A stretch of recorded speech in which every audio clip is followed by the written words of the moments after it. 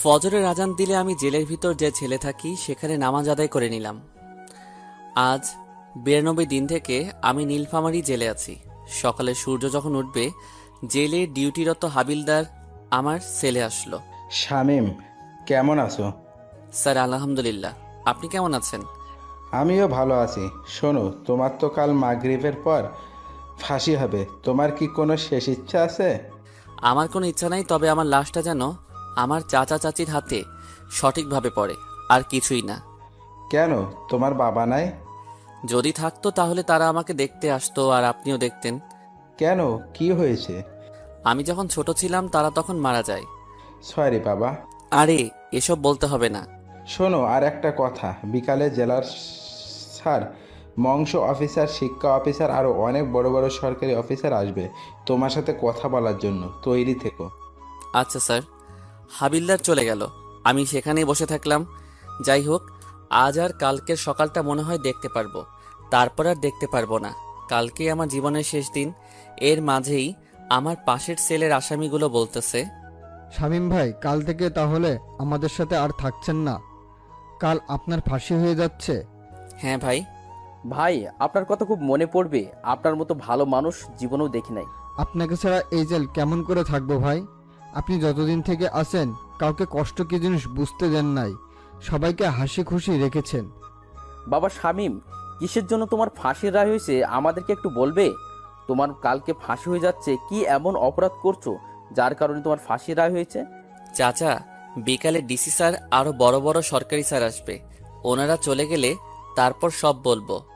আমি সেখানেই বসে বসে আল্লাহর নাম জপতে থাকলাম। জীবনে অনেক পাপ করেছি, জানি না উপরওয়ালা আমাকে ক্ষমা করবে কিনা। তবু তো আমার মালিকের কাছে ক্ষমা চাইতে কোনো সমস্যা নাই। সকালে 2টা রুটি আর পানি ভরা ডাল দিল খেতে। আজ 92 দিন থেকে এখানে সকালে এসব খাবার খাচ্ছি। এসব খেতে আমার মোটেও কোনো কষ্ট হচ্ছে না। কষ্ট তো বেঈমানের জন্য হচ্ছে, যারা আমার সাথে বেঈমানি করেছে, যাদের কারণে আজ আমি জেলে আছি, যাদের কারণে আজ আমি ফাঁসির আসামি। আমার যে দোষ নাই তা কিন্তু না, আমিও অনেক বড় অপরাধ করেছি, তাই তো ফাঁসি হচ্ছে আমার। বিকালের দিকে ডিসি, মৎস্য অফিসার, শিক্ষা অফিসার, জজ সাহেব আরো বড় বড় সরকারি লোক আমার কাছে আসলো। সত্যি বলতে এই জেলে তেমন ফাঁসির আসামি খুঁজে পাওয়া যায় না। নীলফামারী জেলাতে যে অপরাধী নাই তা কিন্তু না, তবে আমি মনে হয় ফাঁসির আসামিদের মধ্যে এমন একজন যাকে দেখার জন্য আর কথা বলার জন্য এনারা এসেছে। আমার ইউনিয়ন বাদেও আশেপাশের আরও ইউনিয়ন খোঁজ করলে মনে হয় ফাঁসির আসামি পাওয়া যাবে না। যখন নাকি আমাকে ফাঁসির রায় দেয়, তখন আমার চাচা চাচির বাড়িতে নাকি অনেক দূর দূরান্ত থেকে মানুষ দেখতে আসছিল, কারণ আশেপাশে তো কোনো ফাঁসির আসামি ছিল না। শামীম, তুমি তো আদালতে সব দোষ তোমার কাঁধে নিয়েছো, কিন্তু যতদিন থেকে তুমি জেলে আসো একদিনও তোমাকে দেখে অপরাধী মনে হয় নাই। আমরা আজ এখানে এতজন এসেছি কি কারণে জানো? তোমার ফাঁসির রায় হলো কেন তা জানতে। জজ সাহেব অবশ্যই আমাদের বলেছে, তবুও তোমার মুখ থেকে শুনতে চাই। স্যার সব বলবো, তবে একটা অনুরোধ আছে। কি বলো? এখানে যত আসামি আছে তারা সবাই জানতে চায় কেন আমার ফাঁসি রায় হলো এবং কেন আমি অপরাধ মাথা পেতে নিলাম। হাবিলদার, সব কয়েদে কি ডাকো। তারপর হাবিলদার সব কয়েদিকে জেলের মাঝমাঠে নিয়ে আসলো। আমার সামনে সব সরকারি লোক আর চারদিকে সব কয়েদি। তাহলে শুনুন সবাই। অতীত, আমি তখন খুব ছোট। আব্বা আর মা দুজন কাজ করে সংসার চালাতো। আব্বা অন্যের জমিতে কাজ করত, আর আমার মা, সেও অন্যের ক্ষেতের সব কাজ করত। সত্যি বলতে কি জানেন স্যার, আমাদের উত্তরবঙ্গের মধ্যে সবচেয়ে গরিব জেলা যদি থাকে তাহলে আমাদের নীলফামারী জেলা, তারপর লালমনিরহাট জেলা এবং কুড়িগ্রাম জেলা। 1996 থেকে 2005 সাল পর্যন্ত অভাব অনটন কি তা এই জেলার প্রত্যেকটা মানুষ হাড়ে হাড়ে টের পেয়েছে। স্যার, এই 3 জেলার মানুষ বড় গরিব ছিল। জানেন স্যার, আমি যখন খুব ছোট তখন দেখেছি পেটের ক্ষুধার জ্বালায় মানুষ কচু সিদ্ধ করে খেয়েছে। এমনি জানেন স্যার, কচুর যে বীজটা বপন করা হয় সেই বীজ থেকে তো কচু হয়, সেই বীজটাও মানুষ ক্ষেত থেকে নিয়ে এসে সিদ্ধ করে খেয়েছে। শুধু তাই নয় স্যার, এই এলাকার মানুষ ভাতের যে ফেনা গরুকে খাওয়াতো সেই ফেনাকে দিন পার করে দিত, যাকে রংপুরের ভাষায় বলে ভাতের মার। স্যার, আমার এখনো মনে আছে, আব্বার যখন কাজ থাকতো না তখন না খেয়ে দিন পার করে দিতাম। এমনও সময় ছিল আমার মা যার খেতে কাজ করত তারা যতটুকু খেতে দিত তার অর্ধেক আমাকে খাওয়াতো। জানেন স্যার, আমাদের এই 3 জেলার মানুষ বাংলাদেশের অন্য জেলাগুলোতে গিয়ে কৃষিকাজ বা রিক্সা চালায়। যারা অন্য জেলার মানুষ আছেন দেখবেন এই 3 জেলার মানুষ কৃষিকাজ বা রিক্সা চালানোর জন্য বাইরে যায়। আমাকে আমার মা যখন প্রাইমারি স্কুলে ভর্তি করে দিবে তখন একটা নিয়ম ছিল, ডান হাত দিয়ে মাথার উপর দিয়ে বা কান ধরতে পারলে তাকে স্কুলে ভর্তি করে নিবে। আমার সাথে আমার বাড়ির পাশের আরও 3 জন ছিল, ওরা 2 জন ভর্তি হতে পারলেও আমি পারি নাই। সেই সময়ে আমাকে আমার মা শিশু শ্রেণী ব্র্যাকে ভর্তি করে দেয় মাত্র 1 বছরের জন্য। যখন আমি ক্লাস 1-এ তখন আমার বাবা মা অভাবের তাড়নায় মারা যায়। তাদের চিকিৎসা করার মতো টাকাও ছিল না। আমার মা গ্রামীণ ব্যাংক থেকে ঋণ নেয়, সেই ঋণের টাকা পরিশোধ করার আগেই তারা মারা যায়। ব্যাংক কর্তৃপক্ষ আমাদের বাড়ি ভিটা নিয়ে নেয়। আমার বাবা মা মারা যাওয়ার পর আমাকে আমার বড় জ্যাঠা আর জেঠি, যাদেরকে আমি বড় আব্বা আর বড় আম্মা বলে ডাকি, তারা আমাকে তাদের কাছে নিয়ে যায়। আমি তাদের সাথে তাদের বাড়িতে গিয়ে থাকা শুরু করি। আমার বড় আব্বা রংপুর শহরে রিক্সা চালাতো, তার 1 ছেলে আর 2 মেয়ে ছিল। তবুও তাদের অভাবের সংসারে আমাকে নিয়ে নেয়। তারা আমার খাওয়া থাকা পড়াশোনা সব করায়। আমি যখন 3য় শ্রেণীতে পড়ি তখন একটা মেয়ে আমার সাথে বন্ধুত্ব করে, তার নাম সানজিদা। দুজনের বন্ধুত্ব থেকে কখন যে আমরা দুজন দুজনকে ভালোবেসে ফেলি তার দুজনের কেউ জানি না। সানজিদারা ছিল অনেক বড়লোক, এক কথায় গ্রামের বড়লোক যাকে বলে। আমাদের দুজনের সম্পর্কটা ছিল একেবারে পবিত্র, আর দুজন দুজনের প্রতি বিশ্বাস আর শ্রদ্ধার। আমাকে বড় আব্বা খাওয়ার জন্য টাকা দিলে সেই টাকা দিয়ে আমি সানজিদার জন্য কোনো না কোনো কিছু নিয়ে যেতাম। আমরা তখন ক্লাস 5-এ পড়ি। তো সানজিদা আমাকে বলতেছে, এই শামিম, শোনো না, আজকে আর কোনো ক্লাস করতে যাব না। সামনে একটা মেলা বসেছে, সেখানে যাব। নাগরদোলা আছে, কত রঙের বেলুন, জিলাপি, আরো কত কি বের হইছে। তুই কি যেতে চাস? আমার খুব ইচ্ছা, কিন্তু আব্বু যেতে দিতে চাইনি বলেই তোকে বললাম। তাহলে চল যাওয়া যাক। আমি সানজিদাকে নিয়ে মেলায় চলে গেলাম। সত্যি তো অনেক কিছুই আছে এখানে, আর কত মানুষ এসেছে। নাগরদোলার দিকে সানজিদা তাকিয়ে আছে। কিরে, তুই নাগরদোলায় উঠতে চাস? হ্যাঁ, কিন্তু আমার কাছে তো কোনো টাকা নাই। আমার কাছে 5 দিনের জমানো 10 টাকা আছে। এখানে নাগরদোলায় উঠতে তো 2 টাকা লাগবে। যাও তাহলে, তুমিও উঠো, আমি টাকা দিতেছি। সানজিদা গিয়ে নাগরদোলাতে উঠলো, আর আমি নাগরদোলার মালিককে টাকা দিলাম। এভাবে সে 2বার নাগরদোলাতে উঠলো। সেখানে সানজিদা আমাকে চুরির দোকানে নিয়ে গেল, তাকে 5 টাকার চুরি কিনে দিলাম। তারপর 1 টাকা দিয়ে তাকে একটা বেলুন কিনে দিলাম। ওই, আমার না খুব ক্ষুধা লেগেছে, আমি কোনো কিছু খাবো। আমার কাছে যে আর কোনো টাকা নাই। আমি এখান থেকে কোনো খাওয়া পর্যন্ত যেতে পারবো না। কি করি এখন, আমার কাছে তো কোনো টাকা নাই। তাই জিলাপির দোকানে গিয়ে দোকানের মালিককে বললাম তার কোনো কাজের লোক লাগবে কিনা। দোকানদার বলল লাগবে। তখন তাকে বলল আমাকে কিছু জিলাপি আর সিঙ্গারা দিতে, তাহলে তার সব কাজ করে দিব। তখন দোকানদার জিলাপি আর সিঙ্গারা আমাকে দিল। আমি সানজিদাকে সেই দোকানে বসিয়ে সেগুলো খেতে দিলাম, আর আমি কাজে লেগে পড়লাম। সানজিদার খাওয়া শেষ হলে মালিককে বলে সানজিদাকে এগিয়ে দিলাম কিছু দূর। সেখান থেকে আবারও দোকানে চলে আসলাম। এসে আবারও কাজে লেগে গেলাম। যতক্ষণ মেলা ছিল ততক্ষণ পর্যন্ত কাজ করেছি। কাজ শেষ হলে আমাকে 10 টাকা আর কিছু বেঁচে যাওয়া জিলাপি দিল মালিকটা। প্রায় রাত হয়েছে, তখন বাড়িতে গেলাম। গিয়ে দেখি বড় আব্বা আর বড় আম্মা আমার জন্য অপেক্ষা করতেছে। আমাকে বাড়িতে যাওয়ায় তারা আমার কাছে এগিয়ে এলো। সব জায়গাতেই খোঁজ করলাম, তোকে পেলাম না। এলাকার ছেলেগুলোকেও জিজ্ঞাসা করলাম, কেউ কোনো কিছুই বলতে পারলো না। কোথায় ছিলি সারাদিন? ওই যে ওই পাড়ার বড় মাঠে মেলা বসেছে, সেখানে গিয়েছিলাম একটু। তোর হাতে এসব কি? বড় আম্মা জিলাপি। জিলাপি কেনার টাকা কোথায় পেলি তুই? তোর কাছে তো কোনো টাকাও নাই, তাহলে এসব কেমন করে পেলি? ওইখানে একটা জিলাপির দোকান ছিল, সেখানে নাকি কাজ করার কেউ ছিল না, তাই কাজ করে দিলাম। তার বিনিময়ে এই 10 টাকা আর এই জিলাপিগুলো দিছে। তোকে আমি কাজ করতে বলেছি নাকি? তোকে খাওয়াই না, টাকা দেই না, কাপড় দেই না? দেও তো। কিন্তু লোকটার কষ্ট সহ্য করতে না পেরে তো তার কাজ করে দিয়েছি। বাবা, আমার নিজের ছেলে মেয়ে তো পড়াশোনা করতেছে, তুই অন্তত পড়াশোনা কর। তোর বাপ মায়ের মতো কি মূর্খ থাকবি? তুইও সারা জীবন আমাদের মতো গরিব থাকবি? জীবনে বড় হতে হবে না? আর এমন করব না বড় আম্মা। যা টিউবওয়েলে গিয়ে গোসল করে আয়, একসাথে খাবো সবাই। আমি গিয়ে গোসল করে এসে সবার সাথে খেতে বসলাম। খাওয়া শেষ করে একটু পড়তে বসলাম।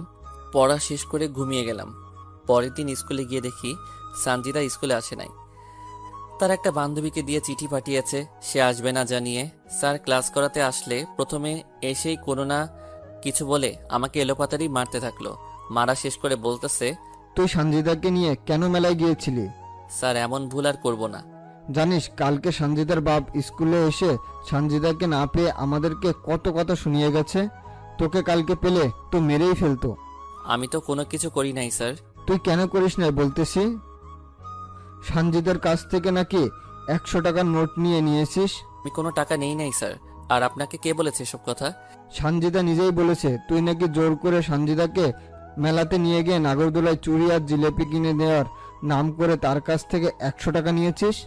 আমি আর কোনো কিছু বললাম না। আমার চুপ থাকা দেখে স্যার আমাকে আরও কয়েক ঘা বেত মারল। তারপর পুরা ক্লাস আমাকে কান ধরে এক পায়ের উপর দাঁড় করে রেখেছে। আমার তখন অনেক কষ্ট হচ্ছিল, তবে এটা ভেবে শান্তি পাচ্ছি যে সানজিদা কোনো মার খায়নি। স্যারের ক্লাস শেষ হলে ম্যাডাম আসলো। তিনিও আমাকে অনেকগুলো কথা শোনালো। যাওয়ার সময় তো তিনি আমাকে চোর বলে গেল। তো এভাবে আমাদের দিন যেতে থাকে। কেউ যদি স্কুলে না আসি তাহলে কাউকে দিয়ে চিঠি পাঠিয়ে দেই, অথবা কোথাও দেখা করতে চাইলেও কাউকে দিয়ে চিঠি পাঠিয়ে দিয়ে সেই জায়গায় গিয়ে দেখা করতাম। আমরা যখন 5-এর ফাইনাল পরীক্ষা দিব সেই সময় সানজিদা আমাকে বলে তাকে নাকি একটা নতুন জামা কিনে দেওয়া লাগবে। দেখেন আমি তখনও ছোট, কোনো কাজ কাম জানি না। এদিকে সানজিদাও চেয়েছে তাকে নতুন একটা জামা দেওয়া লাগবে পরীক্ষা উপলক্ষে। তাই বড় আব্বাকে বললাম আমি তো পরীক্ষা দিব, আমার কিছু টাকা লাগবে, নতুন কাপড় কিনবো। তখন বড় আব্বা আমাকে সাথে করে দোকানে গিয়ে কাপড় নিয়ে দিতে চাইলে আমি তাকে মিথ্যা বললাম। আমার বন্ধু বান্ধবীরা যাবে, আমিও তাদের সাথে গিয়ে জামা কিনবো। বড় আব্বাও আমাকে টাকা দিয়ে দিল। বড় আব্বার কাছ থেকে টাকা নিয়ে পরের দিন আমি সানজিদাকে নিয়ে কাপড়ের দোকানে গেলাম। সানজিদা ওর পছন্দ মতো একটা জামা নিল আর আমার কোনো কিছু নেওয়া হলো না। সেখান থেকে সানজিদাকে তার বাড়িতে পৌঁছে দিলাম। আমি বাড়ির আসার পর বড় আব্বা বলতেছে, কিরে শার্ট কই? আমি না টাকা হারিয়ে ফেলেছি। মিথ্যা বলে কাঁদতে লাগলাম। তার জন্য কান্না করা লাগবে নাকি? দরকার হলে আমি তোকে আবার নিয়ে দিব শার্ট। আমার আর কোনো কিছু লাগবে না বড় আব্বা। এইসব পুরাতন কাপড় পরে পরীক্ষা দিবি? ঈদে তো কিনে দিলে, পুরাতন হলো কেমন করে? আচ্ছা ঠিক আছে। তারপর শুরু হলো পরীক্ষা। সানজিদার সাথে প্রতিদিন তার বাবা মা ভাই বোন আসে, আর আমি একাই যাই একাই আসি। ভাগ্যক্রমে সানজিদার সিট আমার সিট একসাথে। প্রথম বাংলা পরীক্ষা ভালো করে দিলেও পরে ইংরেজি আর গণিত পরীক্ষার খাতায় সানজিদা কিছুই লিখতে পারে না। সানজিদা খাতা নিয়ে কান্না করতেছে, তাই আমি নিজে খেলা বাদ দিয়ে সানজিদার খাতায় লিখে দেই আর আমি পরে লিখি। এইভাবে প্রত্যেকটা পরীক্ষা আমরা এভাবে দেই। রেজাল্ট বের হলে সানজিদা ট্যালেন্ট পুলে বৃত্তি পায় আর আমি শুধু পাশ করি। সানজিদা বৃত্তি পাওয়াতে ওর বাবা পুরা গ্রামের মানুষকে মিষ্টিমুখ করায়। আমরা দুজন একসাথে এক উচ্চ মাধ্যমিক স্কুলে ভর্তি হই। দিন যত যেতে লাগে সানজিদা আর আমার ভালোবাসা দিন আরও বেশি হতে থাকে। এখন শুধু সানজিদা আমার কাছ থেকে কোনো কিছু নিলে সানজিদাও তার পরিবর্তে আমাকে কিছু না কিছু দেয়। হঠাৎ অষ্টম শ্রেণীতে সানজিদা আমাকে বলে তাকে নাকি একটা বোরকা লাগবে, সামনে তার জন্মদিন। তাই অষ্টম শ্রেণীতে থাকা অবস্থায় আমি টিউশন করা শুরু করি। ভাবতে পারেন সানজিদার বাবা এত টাকা পয়সা থাকা সত্ত্বেও আমার কাছে কেন চাই? সত্যি বলতে সানজিদা যদি নতুন কিছু তার জন্য কিনে তাহলে সেটা প্রথমে আমার দেওয়া নিবে, তারপর অন্য কারো, আর এটা দুজনের ভালোবাসার কারণ। অষ্টম শ্রেণী পর্যন্ত আমরা চিঠির মাধ্যমে প্রেম করেছি। আমি তখনও সানজিদাকে কখনো খারাপভাবে স্পর্শ করি নাই। আমরা দুজন অষ্টম শ্রেণী পর্যন্ত এই জায়গায় ওই জায়গায়, নদী ধানক্ষেত সব জায়গায় ঘুরে বেরিয়েছি। অষ্টম শ্রেণীর পরীক্ষাতেও সানজিদা আর আমি একসাথে পাশাপাশি সিটে বসেছিলাম। সবগুলো পরীক্ষাতে সানজিদাকে আমি লিখে দিছি। সত্যি বলতে সানজিদা পড়াশোনায় একটু কাঁচা। সানজিদা অষ্টম শ্রেণীতেও বৃত্তি পায়। একসাথে আবারও আমরা বিজ্ঞান বিভাগে ভর্তি হই। আমাদের পড়াশোনা এবং প্রেম অনেক সুন্দর চলতে থাকে।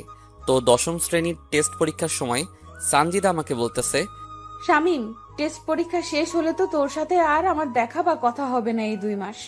আরে কথা তো চিঠিতে হবে। দেখ শামিম, ছোট মানুষের মতো কথা বলবি না। আর আমরা এখন আর ছোট নেই। আমি চাই দুজন ফোনে কথা বলবো, বুঝলি? কিন্তু আমার তো ফোন নাই। শোন, তুই আমাকে ফোন দিবি আর আমি তোকে নিয়ে দিব, বুঝলি? টাকাও তো নাই আমার কাছে, আর ফোন কিনতেও তো অনেক টাকা লাগে। আরে গাধা, আমাকে তুই বাটন ফোন কিনে দিবি, বুঝেছিস? যাদেরকে টিউশন করাস তাদের কাছ থেকে আগাম মাসের টাকা নিবি। আচ্ছা ঠিক আছে, চলো, বেল দিছে, ক্লাসে যেতে হবে, না হলে পরে গেলে খাতা দিবে না। দুজন পরীক্ষা দিলাম। আমি যাদের টিউশন করাই তাদেরকে বলে আগাম মাসের বেতন নিলাম। তারপর শেষ পরীক্ষার দিন আমি সানজিদার হাতে একটা ফোন তুলে দিলাম, আর সানজিদা আমাকে একটা ফোন দিল। তো ফাইনাল পরীক্ষার আগ অবধি আমরা দুজন শুধু ফোনে কথা বলেছি। এসএসসি ফাইনাল পরীক্ষার খাতাতেও আমি সানজিদাকে লিখে দিছি। রেজাল্ট বের হওয়ার আগ পর্যন্ত আমরা ফোনে নিয়মিত কথা চালিয়ে গেছি। পরীক্ষার আগে সানজিদা আমাকে একটা অনেক দামি ঘড়ি গিফট করে। রেজাল্ট বের হলে এবার সানজিদা A+ পায়, আমি কোনো রকম পাশ করি শুধু। ক্লাসে সবাই জানে সবচেয়ে ভালো ছাত্র আমি, কিন্তু আমি পরীক্ষার খাতায় কিছুই লিখতে পারি না। দুজনে বাড়ির পাশে যে কলেজ আছে সেখানে ভর্তি হলাম। এবার সানজিদা আমার সাথে ফোনে তেমন একটা কথা বলে না, সব সময় পড়া নিয়ে ব্যস্ত থাকে, কারণ তাকে মেডিকেলে চান্স পেতে হবে, তাই এমন পড়াশোনা। তবে আমাদের প্রেমে কেউ ঢোকেনি, আর আমাদের পরিবারও জানে না। ফোনেও মাঝে মাঝে কথা হয় আমাদের। কলেজের ফার্স্ট ইয়ারে থাকা অবস্থায় সানজিদার বড় আপুর বিয়ে হয়। সানজিদা সবাইকে দাওয়াত করলেও আমাকে দাওয়াত করে না। এতে অবশ্য আমি মোটেও মন খারাপ করিনি। বিয়ে হয়ে যাওয়ার পর সানজিদা আবারও কলেজে আসা শুরু করে দেয়। সব বন্ধু বান্ধবী বলা শুরু করে বিয়ে বাড়িতে নাকি সানজিদা তার বোনের দেবরের সাথে উড়াধুরা নৃত্য করেছে। এই, তোর সাথে কথা আছে। বল, কি বলবি? তুই আর আমি কি এখনো সেই ছোট আছি? না, কিন্তু কেন? এখন থেকে তুই আমাকে আর আমি তোকে তুমি করে বলবো। ঠিক আছে, তো সেদিনের পর থেকে দুজন দুজনকে তুমি বলি। সানজিদার সাথে আমার ভালোবাসার সম্পর্ক হওয়ার পর থেকে তার কাছ থেকে বাবা মায়ের ভালোবাসা পেয়েছি, তাই তো আমার আব্বার আর মায়ের কথা তেমন মনে পড়ে না। শামিম, আমাকে একটা স্মার্টফোন কিনে দাও না। কত টাকা দাম? এই তো 8,000 টাকা দাম। এত টাকা? এইরকম করে আসছো কেন, কি হলো? এত টাকা তো আমার কাছে নাই। কত আছে? 5,000 টাকা। শোনো, তোমাকে একটা কথা বলি, বিয়ের পর তো তুমি আর আমি তোমার বড় আব্বার বাড়িতে থাকবো না, তাই এখন থেকে টাকা জোগাড় করা শুরু করো। জমি কিনো, তারপর বাড়ি করো, আর নিজের পায়ে দাঁড়াও। সেটা না হয় বুঝলাম, কিন্তু করব কি আমি? শোনো, এখান থেকে টিউশনি করার পাশাপাশি অটো চালাবে, আর যা টাকা জোগাড় করবে আমাকে দিবে, আর আমি সেই টাকা জমিয়ে রাখবো। যখন বেশি টাকা হবে তখন তোমাকে একটা জমি কিনে দিব। তারপর যখন ঘর তোলার টাকা হবে তখন তোমাকে ঘর তুলেও দেব। তারপর আমার বাবার কাছে বিয়ের প্রস্তাব নিয়ে যাবে। এত বুদ্ধি কই পাও তুমি? কাল থেকে আর কলেজে আসা লাগবে না, বাড়িতে শুধু পড়বে আর অটো চালাবে, বুঝলে? তারপর সানজিদার কথা মতো তাই শুরু করে দিলাম, কারণ সানজিদা কখনো আমার খারাপ চায়নি। সানজিদা আমার বিপদে সবসময় পাশে ছিল। হ্যাঁ, তার একটা সমস্যা আছে, সেটা বুঝতে পেরেছেন। ভালোবাসে বলেই তো আমার কাছে কোনো না কোনো কিছু চাই। আমি টিউশনি করার পাশাপাশি অটো চালানো শুরু করে দিলাম। আমার টাকা দিয়ে সানজিদা একটা স্মার্টফোন নিল। একদিন সানজিদা ফোন করে বলল আমার অটো নাকি লাগবে, সকালে ওদের বাড়ি যেতে বলল। আমি পরের দিন সকালে ওদের বাড়ির সামনে গেলাম। কিছুক্ষণ পর সানজিদা বোরকা পরে ওর আপুসহ বের হলো। তারপর ওদেরকে নামিয়ে দিয়ে চলে আসলাম। এই এক সপ্তাহে সানজিদা আমাকে একবারও ফোন দেয় নাই। এমনি কি আমি ফোন মেসেজ দিলেও সে ধরেনি। এমনকি আমি ফোন মেসেজ দিলেও সে ধরেনি। হয়তোবা নতুন জায়গায় নতুন মানুষ, তাদের সামনে কথা বলতে লজ্জা পাই, তাই হবে হয়তোবা। এক সপ্তাহ পর সানজিদা আবারও কলেজে আসা শুরু করে, আর আমার সাথেও তেমন একটা কথা বলে না। আমাকে দেখলে কেমন যেন এড়িয়ে চলে, আর ঠিকমতো কথাও বলতে চায় না। সানজিদা, তোমার কি কোনো কারণে কোনো সমস্যা হয়েছে? হ্যাঁ, কি সমস্যা বলো? বাড়িতে তোমার আর আমার বিষয়টা সবাই জেনে গেছে, তাই তোমার সাথে ঠিকমতো কথা বলি না, এড়িয়ে চলি। তাহলে এখন উপায়? তুমি আর কলেজে এসো না, আমাদের ফোনে কথা হবে, আর যা করতে বলেছি সেগুলো করবে, বুঝলে? ঠিক আছে। তারপর থেকে আমি একেবারে কলেজ যাওয়া বন্ধ করলাম, শুধু পরীক্ষার সময় কলেজে যাই। এখন সানজিদাকে ফোন করলে তার ফোন ব্যস্ত বলে, আমাকে ঠিকমতো ফোন দেয় না, কথা বলে না। তার ফোনে কল দিলে সবসময় ব্যস্ত বলে, আমি মেসেজ করলে উত্তর দেয় না।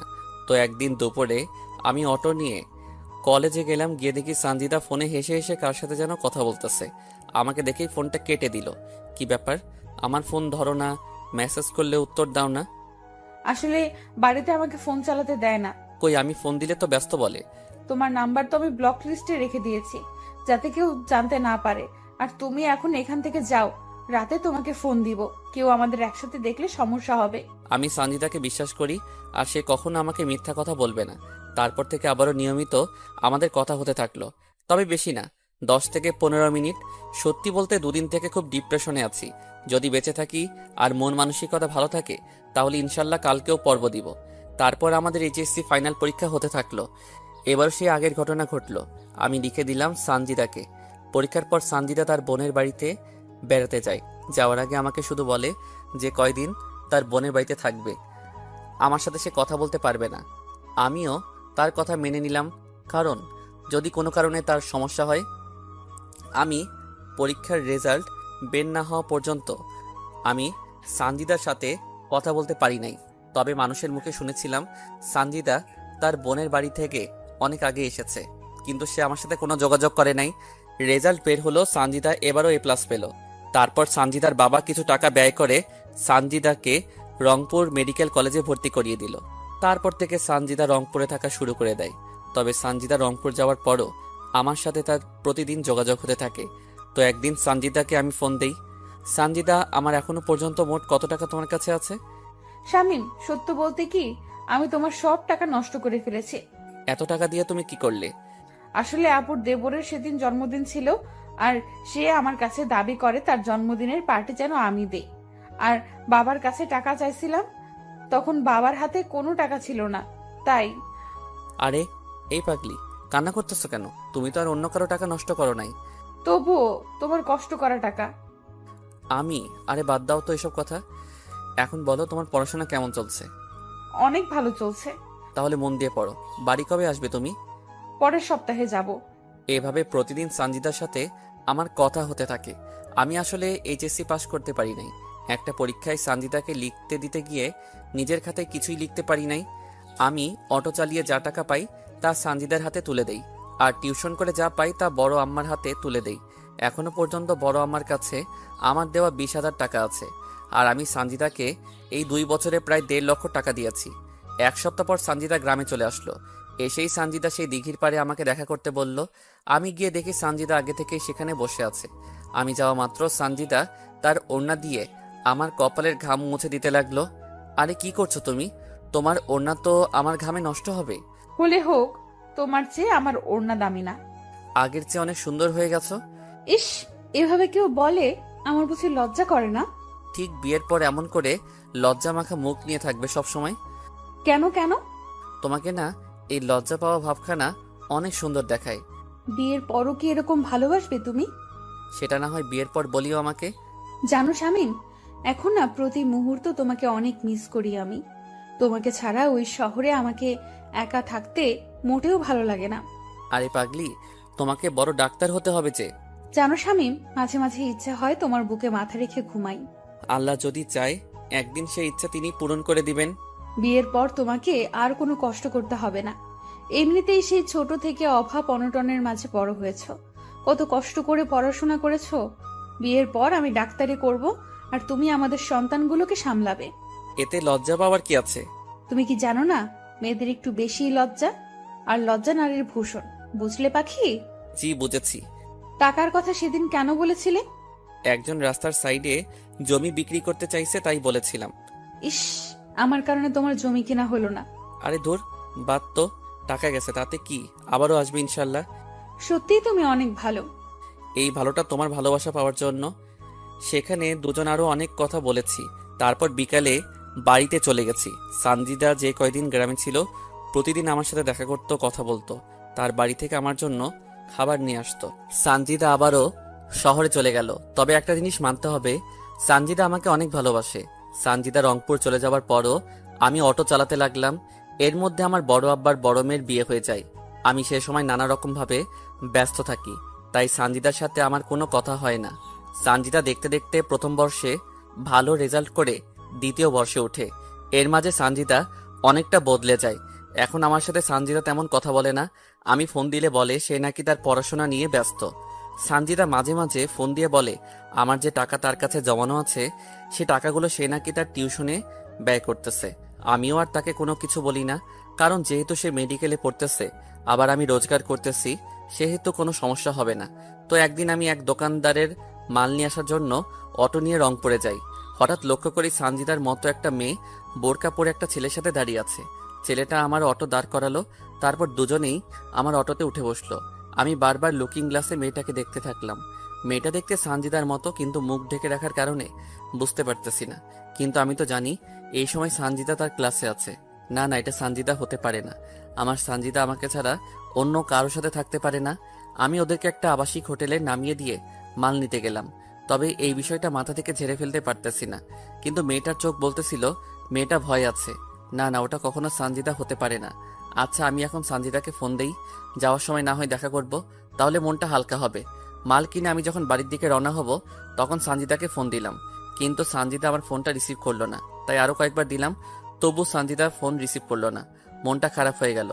আমি মেডিকেল মোড় পার হয়ে যখন সিও বাজার ঢুকেছি সেই সময় সানজিদা আমার ফোনে কল দিল। কোথায় আছো তুমি?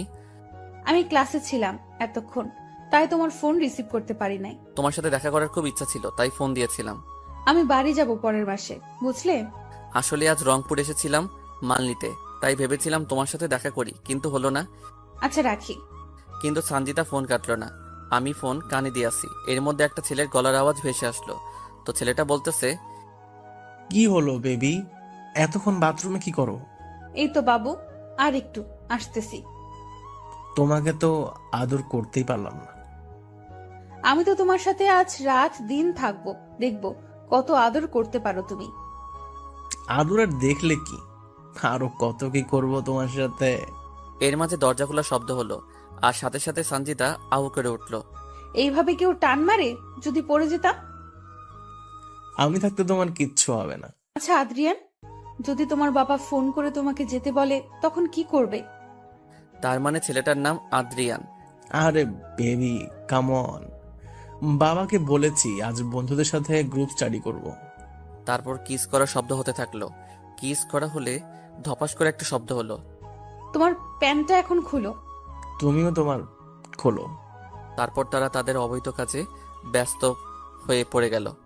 আমি সেখানে অটো না নিয়ন্ত্রণ হারিয়ে ফেলে রাস্তার ধারে গাছে লাগিয়ে দিলাম, আর আমি মাথা হাতে পায়ে প্রচণ্ড আঘাত পেলাম। আমি ছিটকে দূরে পড়ে গেলাম। তারপর আমার কোনো কিছু মনে নাই। যখন আমার জ্ঞান ফিরে নিজেকে তখন হাসপাতালের বেডে আবিষ্কার করি।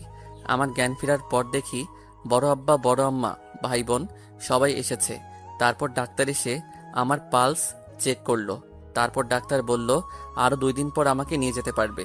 বাবা, তোর কি করে এমন ঘটনা ঘটলো? সাথে সাথে আমার সানজিদার কথা মনে পড়ে গেল। আমার চোখ নিয়ে তখন পানি ঝরতে থাকলো। কিরে বাবা, বল কেমন করে হলো? না মানে হঠাৎ করে মাথাটা ঘুরতেছিল, তাই আর কি।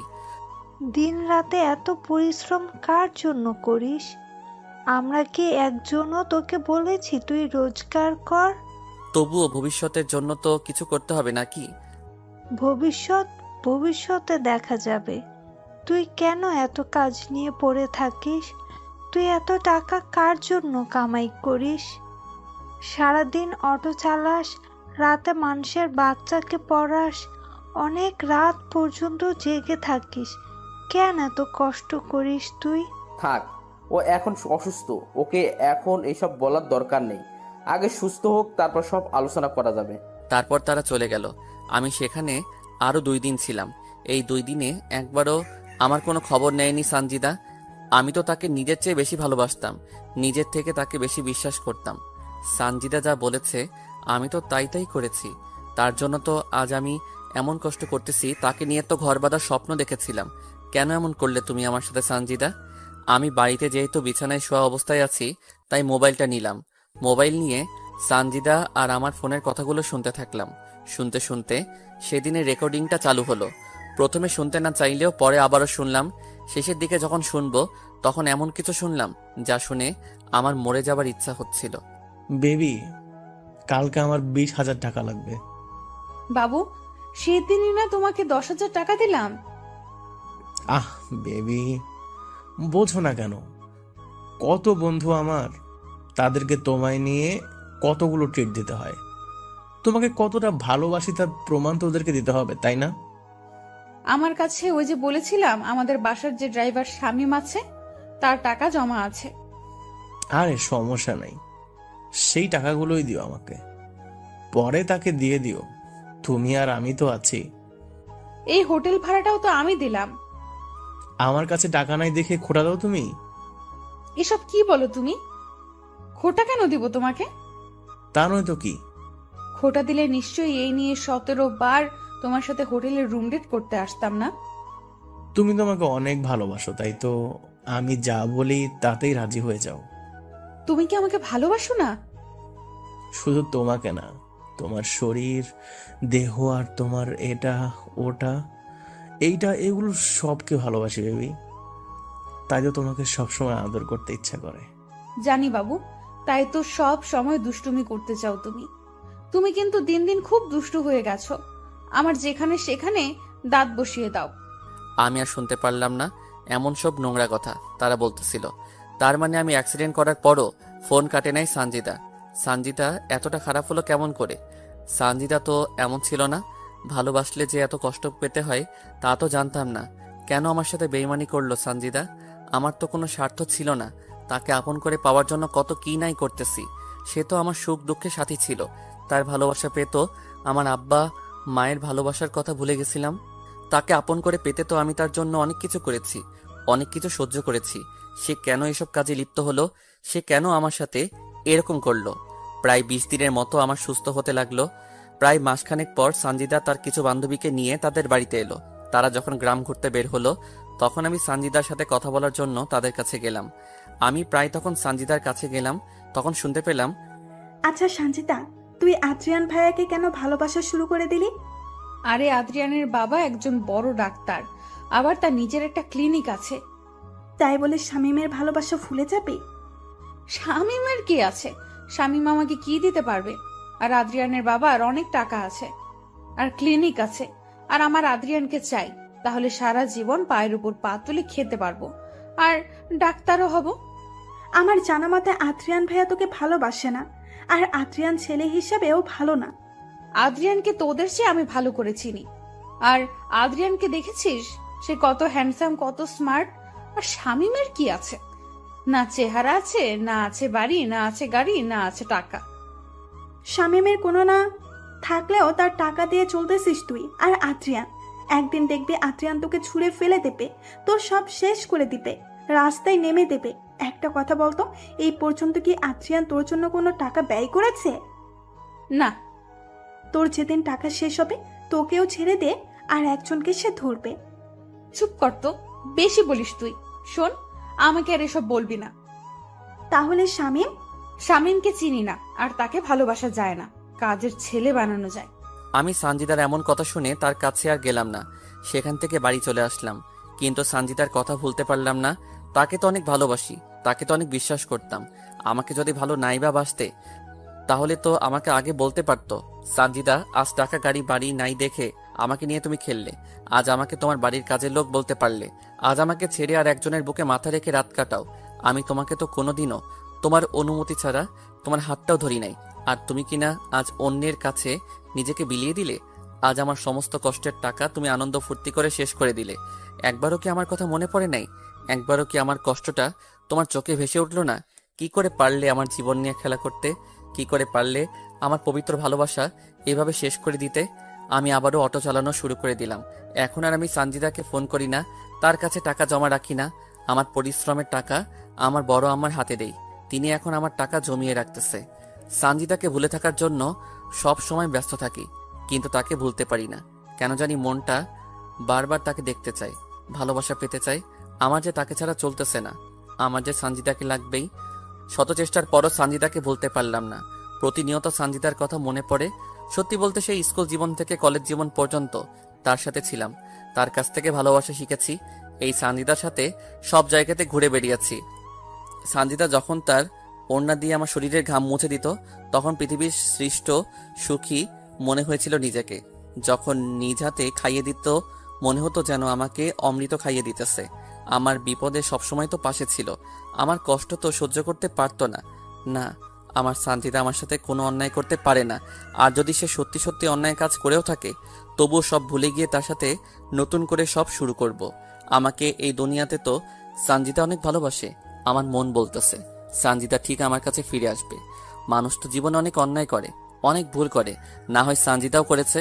এইভাবে অনেক দিন চলে যায়, যা গণনার বাইরে। তবুও সানজিদা বাড়িতে আর আসে না, আর আমি সানজিদাকে ফোন দিলেও সানজিদা ফোন ধরে না। আমি তবুও আশা ছেড়ে দেই না, আমার শুধু তাকে লাগবে। সানজিদার সাথে আমার আর কোনো দেখা কথা বলা হয় না প্রায় 6 মাস। আমি তার আশাতে প্রতিনিয়ত থাকি। মন বলে সে আসবে, পরক্ষণে মন আবার বলে সে তো এখন অন্য কারো, তাহলে আমার কাছে আসবে কেন? মনে ভাবনা ছিল প্রেম মহান, কিন্তু সানজিদা শিখিয়ে দিল টাকা প্রধান। হয়তো আজ আমার কোনো কিছু নাই, আমি এতিম, তাই হয়তো সে আমার থেকে চলে গিয়ে অন্য কারো হাত ধরেছে। মনে ভাবনা ছিল একই বৃন্তে হব দুটি ফুল, কিন্তু সে আজ অন্য কারো। শত চেষ্টা করেও সানজিদাকে আমি ভুলতে পারি নাই। প্রতিদিন তার চিন্তা, তার কথা মাথায় ঘুরপাক খায়। চাইলেও কি তাকে ভুলে থাকা যায়? তাকে তো আমি অনেক বেশি ভালোবাসি। হয়তো সে অন্য কারো বুকে তার ভালোবাসা খুঁজে।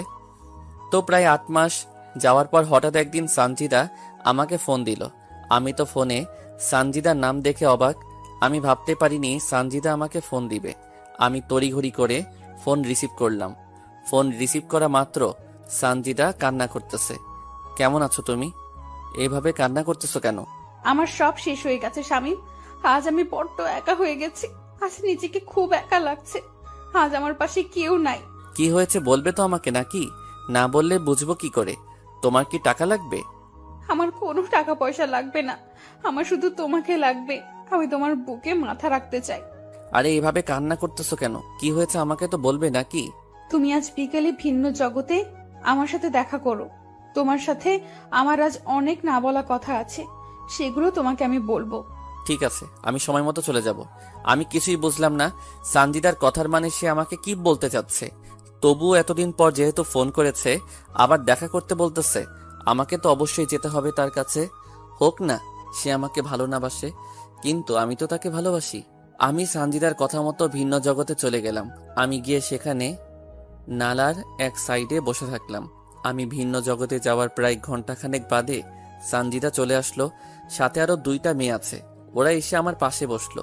আমি সানজিদার দিকে তাকিয়ে দেখলাম মুখটা শুকিয়ে গেছে আর চোখগুলো তলিয়ে গেছে। মুখের উজ্জ্বল ভাব আর আগের মতো নাই, কেমন যেন কালো কালো হয়ে গেছে। তা তোমার চেহারার এই অবস্থা কেন? আমি ঠিক আছি, কিন্তু তুমি এমন হয়ে গেছো কেন? আমি কেমন করে ভালো থাকি বলো? তুমি আজ অন্য কারো। সানজিদা এবার আমার দিকে চোখ বড় বড় করে তাকালো। হয় ভাবতে পারতেছে না আমি কেমন করে জানলাম। ওভাবে তাকিয়ে লাভ নাই, আমি সব জানি। মানে কেমন করে?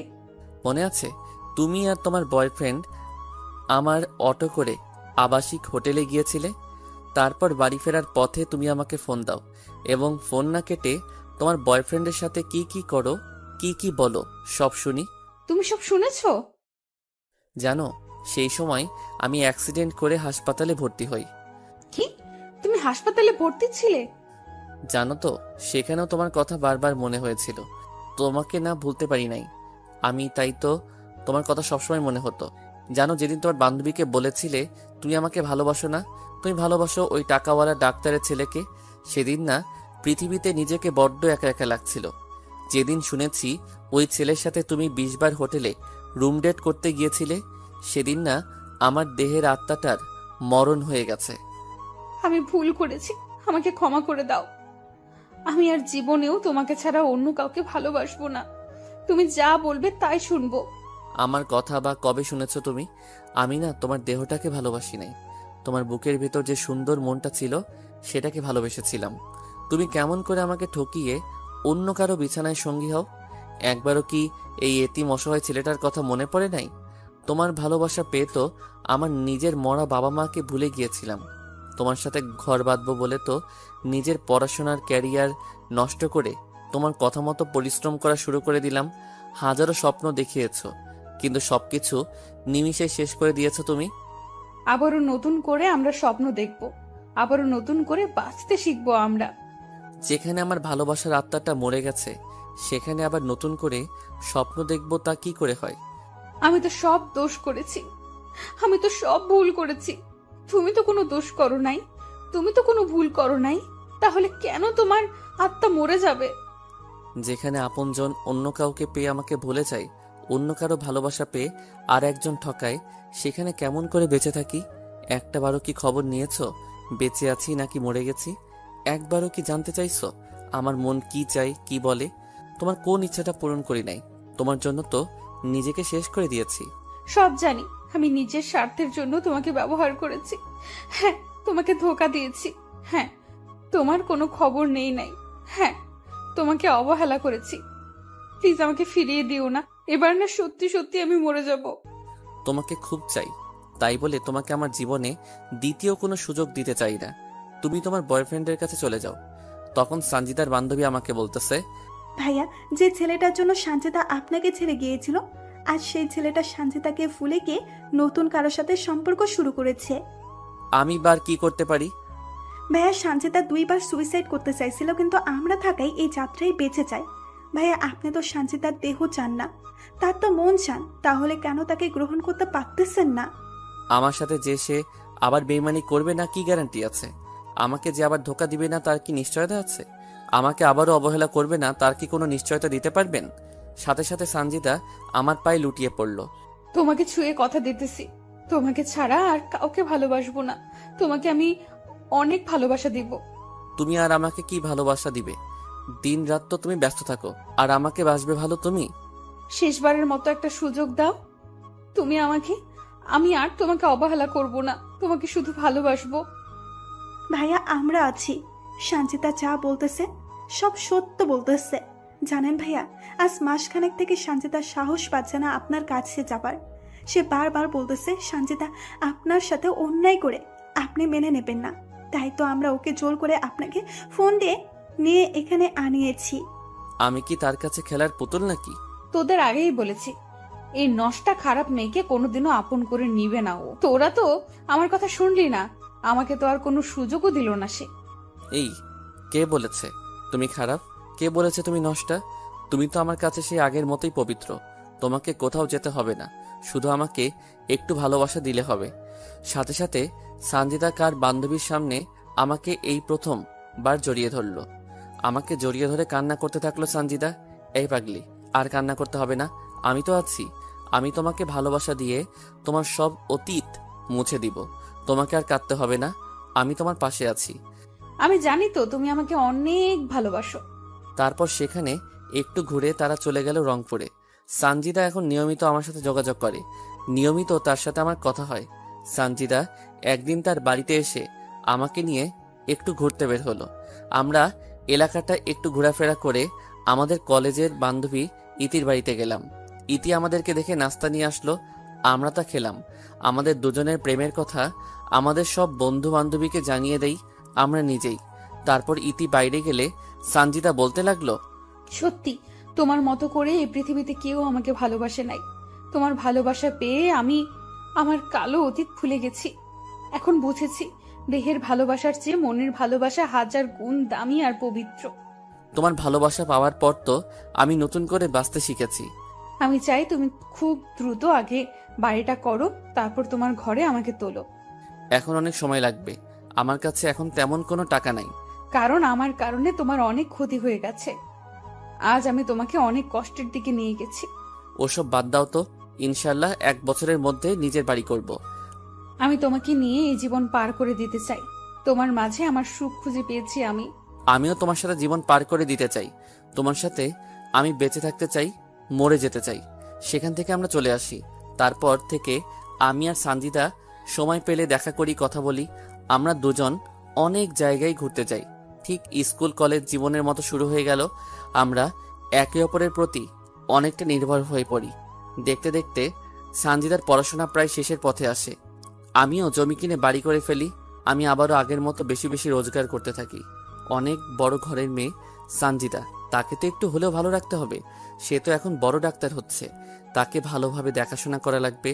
তো একদিন রাতে সঞ্জিদা আমাকে ফোন দিল। আজ এত রাতে ফোন দিলে যে, কোনো কি সমস্যা তোমার? আমার না কিছু টাকা লাগবে, অনেক প্রয়োজন। কত টাকা লাগবে তোমার? এই তো 30,000 টাকা লাগবে আমার। কালকে তোমাকে দিয়ে দিব। তুমি সত্যি অনেক ভালো, তুমি সত্যি আমাকে অনেক বেশি ভালোবাসো। তোমার জন্য যদি জীবন দিতে পারি, এটা কোনো ব্যাপার হলো? আচ্ছা তাহলে ঘুমাও, কালকে তোমার সাথে কথা হবে। সঞ্জিদা ফোন কেটে দিল। আমিও ঘুমিয়ে গেলাম। পরের দিন বড় আম্মার কাছ থেকে টাকা নিয়ে চলে গেলাম সানজিদার কাছে। আমি ওর হোস্টেলের সামনে অটো দাঁড় করিয়ে সানজিদাকে ফোন দিলাম। সানজিদার সাথে সাথে হোস্টেলের বাইরে চলে এলো। আমি সানজিদার হাতে টাকা দিয়ে দিলাম। তুমি আজ এই টাকা দিয়ে আমার যা উপকার করলে আমি তা তোমাকে বলে বোঝাতে পারবো না। তোমার সামান্য কাজে আসতে পেরেছি, এটাই অনেক। তোমাকে সাহায্য করব না তো কাকে সাহায্য করব? তুমি ছাড়া আমার জীবনে বা আর কে আছে? তোমার মতো একজনকে পেয়ে আমি সত্যি অনেক খুশি। তোমার মতো করে কেউ ভালোবাসতে পারবে না। তোমাকেও পেয়ে আজ অনেক খুশি আমি। সেদিন সানজিদাকে টাকা দিয়ে বাড়ি চলে আসলাম আমি। আমার সাথে সানজিদার ভালোবাসা গভীর থেকে গভীরে যেতে থাকলো। আমি এখন অনেকটা সানজিদা নির্ভর হয়ে গেছি। আমার এখন দিনরাত সানজিদা ছাড়া চলে না। সানজিদাকে টাকা দেওয়ার পর 2 দিন সানজিদার সাথে আমার কথা হয়। এই 2 দিনে বুঝেছি সানজিদা এখন আমাকে সত্যি অনেক ভালোবাসে। 3 দিনের দিন রাত 10টার সময় সানজিদা আমাকে ফোন দিল। কি করো তুমি? কি আর করব, আমার একটা পাগল আছে, তার কথা ভাবতেছি। শুনি, সে পাগলটাকে? ফোনের ওপারে যে আমার সাথে কথা বলতেছে সেই পাগলটা। পাগল তো তোমারই আমি, তাই না? নতুন করে কি বলা লাগে? আচ্ছা, রাতে খেয়েছো তুমি? মাত্র খেয়ে আমার পাগলটাকে ফোন দিলাম। আচ্ছা, তুমি খেয়েছো? একটু পরে খাবো। কেন কেন? এই আসলাম সবে, গোসল করে খাওয়া করব। এখন এত কষ্ট করতেছো কেন তুমি? তোমার এখন নিজের বাড়ি আছে, আর কি চিন্তা করা লাগে? এত কাজ করলে কি হবে বলো? বারে, তোমার আমার ভবিষ্যতের জন্য কিছু জমাতে হবে না? আর তাছাড়া তোমার তো এমনিতেই মাঝে মাঝে টাকা লাগে, তখন কি করে দিব? আর বেশি দিন তোমাকে জ্বালাবো না, আর তোমাকে কষ্ট দিব না। আর মাত্র কয়েকটা মাস চলে গেলে আমি পুরো দমে একজন ডাক্তার হব। তখন আর তোমার কাছ থেকে টাকা নিব না, তোমাকে কোনো কাজও করতে দিব না। কাজ না করলে কি করব আমি? তুমি শুধু আমাকে ভালোবাসবে আর আমার সাথে থাকবে, বুঝলে? আমি একাই কি ভালোবেসে যাব? তুমি আমাকে ভালোবাসবে না? তোমার কি এই বিষয়ে কোনো সন্দেহ আছে? নিজের থেকেও বেশি বিশ্বাস করি তোমাকে, আর সন্দেহ করব তোমাকে আমি? আমি জানি আমার পাগলটা আমাকে অনেক ভালোবাসবে আর বিশ্বাস করবে। তুমিও তো আমার থেকে আমাকে কম ভালোবাসো না। সানজিদার সাথে আরো নানা রকম বিষয় নিয়ে আমার কথা হলো। শেষে সানজিদা আমাকে বলল, এই শোনো, কালকে আমাদের ব্যাচের ছেলেমেয়েরা কক্সবাজার যাব। কেন যাবে হঠাৎ? মেডিকেলের কিছু প্র্যাকটিক্যাল আছে, সেই বিষয়ের জন্য। আরে বাবা, পড়াশোনার জন্য যাবে, আমাকে কি সেটা বলা লাগে? না মানে, না মানে কি বলো? টাকা লাগবে? সেদিনে তো টাকা দিলে, টাকা লাগবে না। তাহলে? আসলে আমরা 5 দিনের জন্য সেখানে যাচ্ছি, আর 5 দিন তোমার সাথে কোনো কথা বলতে পারবো না, তাই। আরে দূর, এটা কোনো ব্যাপার হলো? তোমার পড়াশোনা আগে, তারপর আমি। তারপরও আমার তোমাকে ছেড়ে যেতে মন সায় দিচ্ছে না। আরে বাবা, তোমার পড়াশোনা শেষ হলে তো আমি সবসময় তোমার সাথেই থাকতেছি। তোমাকে খুব মনে পড়বে আমার সেখানে। এই, ভুলেও পড়াশোনা করার সময় আমার কথা মনে করবে না, বুঝলে? আমি তো 100 বার করবো তোমার কথা মনে। আরে বাবা, আমার কথা মনে করলে তোমার সেখানে পড়াশোনার ব্যাঘাত ঘটতে পারে তো। ঘটলে ঘটুক, তবুও তোমাকে ভুলবো না। আমি কি তোমাকে ভুলে যেতে বলেছি নাকি, শুধু পড়াশোনার সময় বাদ দিয়ে? আচ্ছা ঠিক আছে, এবার একটা নাইট কিস দাও তো। তারপর সানজিদা ফোন রেখে দিল। সানজিদা সত্যি আমাকে এতটা ভালোবাসবে, আমার এতটা কেয়ার করবে, তা কখনো কল্পনা করতে পারি নাই। আমি তো মনে করেছি আবার কোনো না কোনো স্বার্থে আমাকে সে ভালোবাসবে। দেখতে দেখতে 4 দিন চলে গেল। এই 4 দিনে সানজিদা আমাকে ফোন দেয় নাই, আমিও তাকে কোনো ফোন দেই নাই। যদি তার কোনো সমস্যা হয় পড়াশোনা করতে, তাই দেইনি ফোন। তো 4 দিনের সময় রাতে সানজিদা আমাকে ফোন দিল। এই শোনো, আজ রাতে গাড়িতে আমরা রংপুর যাচ্ছি, আর পরের মাসে 6 তারিখে বাড়িতে যাব। সত্যি তুমি আসবে? আমার পাগলটাকে যে অনেক দিন থেকে দেখি না। সত্যি বলতে তোমাকেও দেখার জন্য ভিতরটা কেমন যেন ছটফট ছটফট করতেছে। এইটাকেই বলে ভালোবাসা, বুঝলে? কেমন করে? তুমি যদি আমাকে ভালো না বাসতে, তাহলে আমাকে দেখার জন্য এত উতলা হতে না। আমাকে তুমি ভালোবাসো বলেই তো এমন করো, বুঝলে পাগল আমার? এবার বুঝেছি। আই ফোন রাখি, স্যার এসেছে। রংপুর পৌঁছে কথা হবে তোমার সাথে। আচ্ছা ঠিক আছে, আর হ্যাঁ, সাবধানে আসবে কিন্তু। সানজিদা ফোন রেখে দিল। আজ 4 দিন পর সানজিদার সাথে কথা বলতে পেরে কলিজায় পানি আসলো। আসলে সানজিদার সাথে কথা বলতে না পেরে খুব অস্বস্তি লাগছিল আমার। পরের দিন সানজিদা আবারও রংপুর আসলে আগের মতো আমাদের দুজনের কথা হতে থাকলো। সানজিদার ছুটি হলে সে বাড়িতে চলে আসলো। এসে আমার সাথে সে খুব ক্লোজভাবে চলাফেরা করা শুরু করলো। সানজিদা আমার সাথে এতটাই ক্লোজ হয়ে চলতেছে, নিজেকে কন্ট্রোল করে রাখাটা অনেক দায়। তো এইভাবে প্রায় সপ্তাহ আমরা একসাথে চলাফেরা করেছি, অনেক জায়গায় ঘুরেছি। বিশেষ করে ছোটবেলায় যে জায়গাগুলোতে আমরা বেশি যেতাম সেই জায়গাগুলো সানজিদা আমার এত কেয়ার করে যে মনে হয় সে আমার বিয়ে করা বউ। আমি সামান্য আঘাত পেলে অস্থির হয়ে যায় সানজিদা ওর ওড়না দিয়ে বারংবার আমার শরীরের ঘাম মুছে দেয়। কোথাও খেতে গেলে আমাকে নিজ হাতে খাইয়ে দেয়। একটা আইসক্রিম দুজনে খাই, কোনো কোক বা ঠান্ডা নিলে সেটাও দুজনে একসাথে খাই স্ট্র দিয়ে। আমাকে নিয়ে ভবিষ্যতে কিভাবে সংসার করবে সব বলতেছে। আমাকে এমনভাবে সে ভালোবাসা শুরু করে দিয়েছে, আমি যদি ওকে ছেড়ে দেই তাহলে সে মরে যাবে এমন অবস্থা। আমাকে সবসময় তার দুহাত দিয়ে আমার হাত জড়িয়ে ধরে থাকে। তবে সানজিদা শহরে গিয়ে একটু ওয়েস্টার্ন ড্রেস পরা শুরু করে দিয়েছে। সে গ্রামেও এসব পোশাক পরে, তবে তার বাড়িতে থাকলে। এই, কালকে তো চলে যাচ্ছি আমি। কালকে চলে যাবা? আর কয়টা দিন থাকো না? আমিও তো চাই সব সময় তোমার সাথে সাথে থাকতে, কিন্তু পড়াশোনার কারণে পারি না তো। তাহলে আজকেই যাব। তুমি যাবো, তবে তবে কি সানজিদা? তোমার কাছে একটা জিনিস চাইবো, দিবে আমাকে? কি জিনিস চাই তোমার? আজকে রাতটা তোমার কাছে চাই আমি। সানজিদা কি বলতেছো এসব তুমি? দেখো সানজিদা, বিয়ের আগে এসব করা হারাম, পাপ। আমি তোমাকে ভালোবাসি, তোমার শরীরকে নয়। আমি জানি এসব পাপ, কিন্তু তোমাকে কাছে পেতে চাই আমি। তোমাকে ছাড়া যে আমার চলে না, তোমাকে যে প্রতি মুহূর্তে মিস করি আমি। এতদিন বাইরে থাকি, তোমাকে ছাড়া থাকতে কষ্ট হয় আমার। তোমার স্পর্শ চাই আমি শামীম। দেখো সানজিদা, ধৈর্য ধরো, একদিন ঠিক আল্লাহ আমাদেরকে এক করে দিবেন। তুমি আমাকে একটুও ভালোবাসো না। এই পাগলি, কে বলেছে তোমাকে আমি ভালোবাসি না? তোমাকে তো আমি নিজের চেয়েও বেশি ভালোবাসি। যদি তাই হতো তাহলে আমার কথায় রাজি হয়ে যেতে। এসব করা ঠিক না সানজিদা। ও বুঝেছি, আমি তো আবার খারাপ মেয়ে। আমার সাথে প্রেম করা যায়, কিন্তু অন্য কিছু করা যায় না। এখন বুঝেছি, এটা তোমার অভিনয় আমার সাথে। আমি তো খারাপ মেয়ে, তাই দয়া দেখিয়ে আমার সাথে এতদিন প্রেম ভালোবাসা করেছো তুমি। আমাকে কেনই বা তুমি আপন করে নিবে? তুমি তো আমার থেকেও ভালো মেয়েকে আশা করো। এই, এসব পাগলের মতো কি বলো তুমি? তোমাকে ভালোবাসি, তোমার জন্য নিজের জীবন দিতেও রাজি আছি আমি। তাহলে রাজি হচ্ছ না কেন তুমি? তুমি না বললে আজকে চলে যাবে? তাহলে আমার সাথে থাকতে চাচ্ছ যে? সবাই জানবে আমি রংপুরে গেছি, কিন্তু রাতটা তোমার সাথে কাটাবো, আর দুজনে রঙিন দুনিয়াতে হারিয়ে যাব। সকালবেলা তুমি আমাকে রংপুরে রেখে আসবে। আমি এসব পারবো না। আর আমি এখনো বড় আবার বাড়িতে থাকি, কেউ দেখলে বা জানলে সমস্যা হবে। বাহ, তাহলে তো ভালোই হলো। মানে? তোমার নতুন বাড়িতে আমাদের দুজনের বাসর হবে, আর আমি নতুন বউ হয়ে তোমার বাড়িতে যাব, বুঝলে? তাহলে কেউ জানবেও না, শুনবেও না। না, আমি পারবো না তোমার সাথে এসব করতে। আমার কথায় যদি রাজি না হও তাহলে এখানেই নিজের ক্ষতি করে ফেলবো, বলে দিলাম। কি করবে তুমি? সানজিদার সাথে সাথে একটা ব্লেড বের করলো আর তার হাতে হালকা টান দিল। ব্লেড হাতে টান দেওয়ার সাথেই সানজিদার হাত থেকে রক্ত ঝরতে থাকলো। এই, কি করতেছো তুমি এসব? ব্লেডটা এখনই ফেলে দাও বলতেছি। আমার কথায় রাজি না হলে আরো কি যে করব নিজেও জানি না। এবার সানজিদার এমন কথা শুনে অনেকটা ভয় পেয়ে গেলাম। ওর হাতটাও আমাকে ধরতে দিতেছে না, আর ওর হাত থেকে রক্ত ফোটায় ফোটায় পড়তেছে।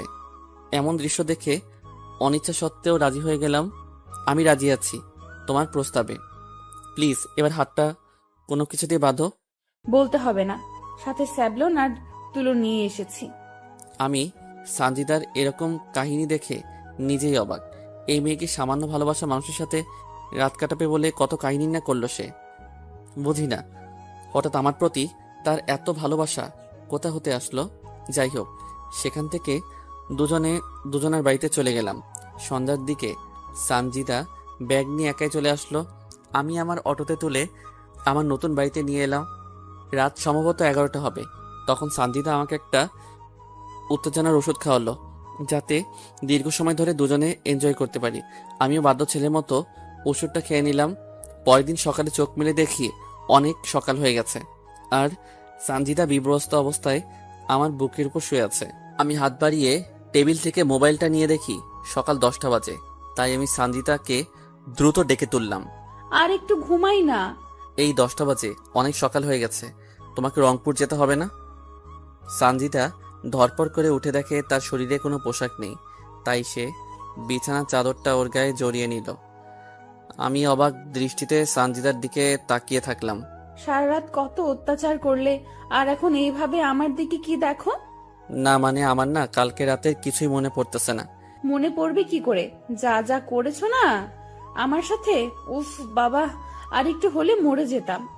এসব কি বলো তুমি? আর সত্যি বলতেছি আমার কোনো কিছু মনে পড়তেছে না। কালকের ওষুধের গুণ ওটা, বুঝলে? যাও তুমি ফ্রেশ হও, আমি ড্রেস পরবো। তুমি গোসল করবে না? এমনিতে সময় অনেক চলে গেছে, গোসল করার সময় নাই। হোস্টেলে গিয়ে গোসল করব। তাই বলে এই শরীরে যাবে তুমি? অত কথা বলার সময় নাই, যাও মুখ ধুয়ে আসো। রংপুর খাওয়া দাওয়া করবো, যাও তো। তাই বলে উফ, তুমিও না বেশি বেশি, যাও তো। আমিও ঘর থেকে বের হয়ে টিউবওয়েলে গিয়ে হাত মুখ ধুয়ে ঘরে এলাম। এসে দেখি সানজিদা জিন্স টপস আর মাথায় ওড়না পেঁচিয়ে নিয়েছে। আমি অটো বের করে সানজিদাকে অটোতে তুলে নিলাম। অটোতে করে সানজিদাকে রংপুরে ওর হোস্টেলে দিয়ে আবার অটো নিয়ে চলে আসলাম। রংপুরেও আর কোনো খাওয়া হলো না, শুধু দৌড়ের উপরে রেখেছে আমাকে। কোথাও অটো দাঁড় করাতেও দেয়নি সানজিদা। বাড়িতে আসার পর বড় আম্মার কাছ থেকে খাবার নিয়ে খেলাম। তারপর অটো নিয়ে বেরিয়ে পড়লাম নিত্যদিনের মতো। ভালোবাসা এমন একটা জিনিস, সেখানে বিশ্বাস আর ভরসা রাখা চাই, যা আমি সানজিদাকে করি। সানজিদা যাবার 20 দিন পর আমাকে ফোন দিল। তোমার জন্য একটা খুশির সংবাদ আছে। কি খুশি সংবাদ আছে? আমার লজ্জা করতেছে বলতে। আরে খুশি সংবাদ দিতে আবার লজ্জার কি আছে? এটা যদি তুমি বুঝতে তাহলে কখনো বলতে না। যদি লজ্জা করে তো বলার দরকার নাই। এই তুমি রাগ করো কেন? বলতেছি তো। তো বলো। তুমি বাবা আর আমি মা হতে চলেছি। কি? সত্যি বলতেছি, তুমি বাবা হচ্ছ। আমি? কেমন করে? সেদিন রাতের কথা ভুলে গেলে? তোমার আর আমার যা হয়েছিল তার ফল এটা। এটা কি করে সম্ভব? সব সম্ভব, বুঝলে? আর একটা প্রাপ্তবয়স্ক ছেলে মেয়ে যা করলে খুব দ্রুত হয়, তাই হয়েছে। তো তুমি আসো, আমরা বিয়ে করে নেই। আমি কালকে বাড়িতে যাইতেছি, তখন সব বিস্তারিত কথা হবে। ঠিক আছে তাহলে, ফোন রেখে দিলাম। কিন্তু আমি বুঝতেছি না এটা কেমন করে হয়। আমার তো মনেই হচ্ছে না সানজিদার সাথে আমার খারাপ কোনো সম্পর্ক হয়েছে। যদি সানজিদা অন্য কারোর সাথে এমন করে প্রেগনেন্ট হয়, তার দায়ভার আমার উপর চাপিয়ে দেয়। ছি ছি, এসব আমি কি ভাবতেছি? সানজিদা এমন কোনো কাজ করবে না, কারণ সানজিদা আমাকে ভালোবাসে, অন্য কাউকে না। আর সানজিদা আমাকে মিথ্যা কথা কেনই বা বলবে? আমি জানি সানজিদা আমাকে অনেক ভালোবাসে। পরের দিন আর অটো নিয়ে বাইরে গেলাম না। সারাদিন বাড়িতে ছিলাম, কিন্তু দিন গড়িয়ে সন্ধ্যা হলো, তবুও সানজিদা আসলো না। রাতে সানজিদা আমাকে ফোন করে আমার নতুন বাড়িতে যেতে বলল। আমি সেখানে গিয়ে দেখি সানজিদা আগে থেকে এখানে এসেছে। তুমি কখন আসলে? এই তো মাত্র আসলাম আমি। চলো আজকেই তোমাকে বিয়ে করব, আর আমাদের পবিত্র সম্পর্কের সন্তানকে সমাজের চোখে স্বীকৃতি দেই। না, তা আমি চাচ্ছি না। মানে? আমি এই সন্তান পৃথিবীতে আনতে পারবো না। কেন? দেখো শামীম, আমার নিজের ক্যারিয়ার এখনো ঠিক হয়নি, এর মাঝে আমি এসব ঝামেলায় পড়তে চাই না। আরে বোকা, সমস্যা কি? আমি তো আছি। যতদিন তোমার ক্যারিয়ার ঠিক না হয় ততদিন তোমাকে চালাবো। সেটা বড় কথা নয়, আমরা যতই বিয়ে করি না কেন আমার পেটের সন্তান তো নাজায়েজ। কি বলো এসব তুমি? ঠিক কথাই তো বলেছি, কারণ আমরা বিয়ের আগেই শারীরিক সম্পর্কে নিজেদেরকে জড়িয়েছি। এখন যতই বিয়ে করি না কেন আমাদের পেটের সন্তান কিন্তু নাজায়েজ, বৈধ হবে না। আমি অত কিছু বুঝি না। আমার সন্তানকে আমি পৃথিবীর আলো বাতাস দেখাতে চাই। আমি সেটা কোনোভাবেই পারবো না শামীম। সবাই জানাজানি হলে আমাদের সন্তানকে সবাই নাজায়েজ সন্তান বলবে। আমি মা হয়ে তা সহ্য করতে পারবো না। কেউ জানলে না বলবে। এখন তো মানুষ বিয়ের বছরের মধ্যেই বাবা মা হয়ে যায়, আর আমাদের না হয় তাই হবে। সমস্যা কি? তুমি বুঝতে পারতেছো না, আমার বন্ধু বান্ধবী ওরা কি ভাববে, আমার মেডিকেল টিচার ওনারা কি ভাববে, আমার পরিবার। বোঝার চেষ্টা করতেছো না কেন তুমি? তো এখন কি করতে চাও তুমি? অ্যাবর্শন করতে চাই আমি। এটা করা কি ঠিক হবে? একটা নিষ্পাপ শিশুকে মেরে ফেলবে, যে কিনা এখনো পৃথিবীর আলো বাতাস দেখলো না। তুমি যদি মেয়ে হতে তাহলে বুঝতে কেন এমন কঠোর সিদ্ধান্ত নিতেছি। আমারও তো ইচ্ছে করে আমার সন্তান বেঁচে থাকুক, কিন্তু ঠিক আছে, যা করলে তোমার ভালো হয় তাই করিও। কিন্তু একটা সমস্যা হয়ে গেছে। কি সমস্যা? আমার কাছে কোনো টাকা নাই, কিভাবে অ্যাবর্শন করাবো? কত টাকা লাগবে? এই 20,000 টাকা হলে হবে। অ্যাবর্শন করতে 20,000 টাকা লাগে? তা তো আগে কখনো শুনিনি। আমি জানি সিজার করতে, সন্তান জন্ম দিতে এত টাকা লাগে, আর এখন অ্যাবর্শন করাতেও এত টাকা লাগে? বেশি বুঝো তুমি। আগে আমার কথাটা শুনবা তো নাকি? কি কথা? সামনের 17 তারিখ থেকে আমার পরীক্ষা আছে। আমি যদি কালকেও অ্যাবর্শন করি তাহলে প্রথম পরীক্ষা আমি দিতে পারবো না। তার মানে সে পরীক্ষাতে আমি ফেল করব। তাই ফেল যেন না আসে, তাই টাকা চাচ্ছি যাতে পাশ করতে পারি আর ডাক্তার হতে পারি। তোমাকে যেন আর কোনো কষ্ট করা না লাগে, আমিও তোমাকে দ্রুত বিয়ে করে সংসার করতে পারি। ও, এবার বুঝেছি। তুমি থাকো, আমি বড় আম্মার কাছ থেকে টাকা নিয়ে আসি। সেখান থেকে আমি বড় আব্বার বাড়িতে আসলাম, তারপর বড় আম্মার কাছ থেকে টাকা নিলাম। তখন বড় আম্মা বলতেছে, বাবা, তুই এত টাকা নিয়ে কি করিস? একজনকে দিব। জুয়া টুয়া খেলিস না তো? সেদিনই 30,000 টাকা নিলি, আজ আবার 20,000 টাকা নিলি। এভাবে টাকা নিলে কিভাবে কি করবি তুই? আরে বাবা, টাকা তো আর নষ্ট হচ্ছে না, আমি একটা ব্যাংকে রাখতেছি, বুঝলে? তুই যা ভালো বুঝিস বাবা। বড় আমার কাছ থেকে টাকা নিয়ে এসে সানজিদার হাতে দিলাম। তারপর সানজিদা সেই রাতেই আবার চলে গেল। সে নাকি কাল সকালে অ্যাবর্শন করবে। আমি যেন তাকে 3 দিন ফোন না দেই। সে নাকি সেই সময় খুব অসুস্থ থাকবে। সানজিদা চলে যাওয়ার পর সানজিদার সাথে আমার 3 দিন কোনো কথা হয়নি। 3 দিন পর সানজিদা নিজেই আমাকে ফোন দেয়, কথা হয়। তো এভাবে চলতে থাকে আমাদের প্রেম ভালোবাসা। তো সেদিন আমি আবারও রংপুর দোকানের মাল কিনে আনার জন্য গেলাম। আসার পথে চিন্তা করলাম সানজিদার সাথে একটু দেখা করে আসি, তাই তার কলেজ ক্যাম্পাসে চলে গেলাম। গিয়ে দেখি সানজিদা আজ শাড়ি পরে এসেছে, সাথে তার আরও 2টা বান্ধবীও। আমাকে দেখা মাত্র সানজিদা ওর বন্ধু বান্ধবীর কাছ থেকে আমার কাছে আসলো। হঠাৎ তুমি এখানে কিসের জন্য এসেছো? না মানে, রংপুর এসেছে একজনের দোকানের মাল কিনতে, তাই ভাবলাম তোমার সাথে একটু দেখা করে যাই। ভালো করেছো। তোমার ক্লাস নাই, আর এরকম সেজে কলেজে এসেছো কেন? ক্লাস শেষ করেছি আর বন্ধুরা সহ একটা পার্টিতে যাব একটু পরে। পড়াশোনা বাদ দিয়ে পার্টিতে কি তোমার? আরে বাবা, এটা কোনো বাজে পার্টি না, আমাদের এক বান্ধবীর বিয়ের রিসেপশনের পার্টিতে যাচ্ছি, বুঝলে? ও, এবার বুঝেছি। আমাকে কি বিশ্বাস হয় না? কি যে বলো না তুমি, তোমাকে আমার বিশ্বাস হবে না? তাহলে এভাবে বলো কেন? আর এইভাবে বলবো না। আমাদের কথা শেষ হয়নি, একটা ছেলে বাইক নিয়ে সরাসরি আমাদের কাছে আসলো আর এসে সানজিদাকে বলল তার বাইকে উঠতে। ছেলেটা দেখতে অনেক সুন্দর আর হ্যান্ডসাম, ড্রেস আপও বড় লোক বাবার ছেলের মতো। যে কোনো মেয়ে তার প্রেমে পড়তে বাধ্য হবে। আর তার কথা বলার ধরন দেখলে মনে হবে যেন তার কথায় মিষ্টি মিশানো। আচ্ছা শামীম, তাহলে তুমি বাড়িতে যাও, আমি এবার পার্টিতে যাই, এমনিতে অনেক দেরি হয়ে গেল। তারপর সানজিদা ছেলেটার বাইকে করে চলে গেল।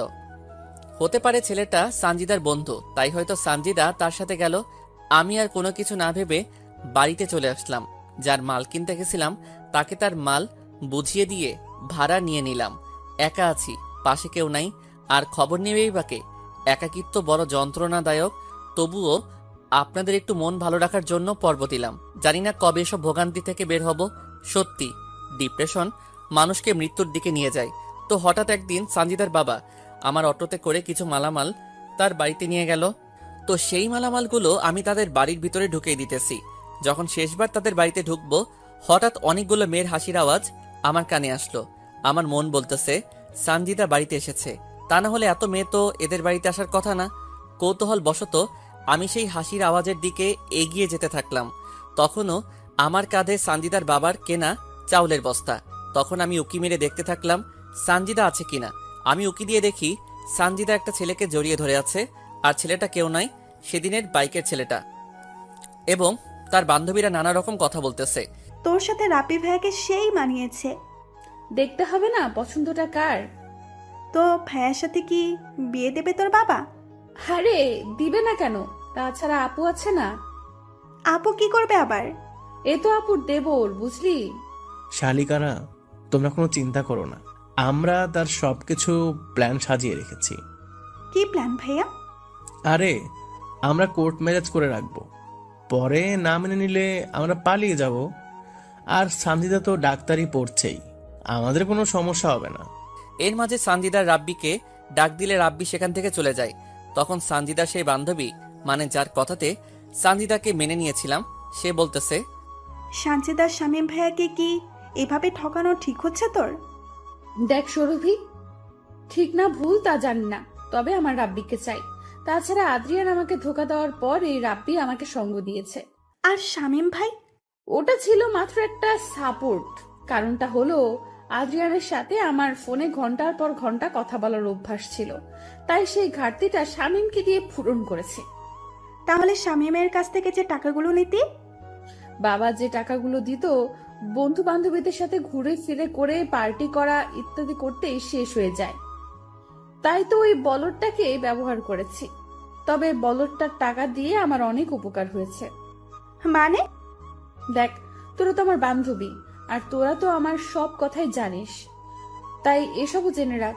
শামীমের টাকা দিয়ে আমি পড়াশোনা যা লাগে তা ব্যবহার করছি, আর রাব্বির সাথে রুম ডেট করতে ব্যয় করছি।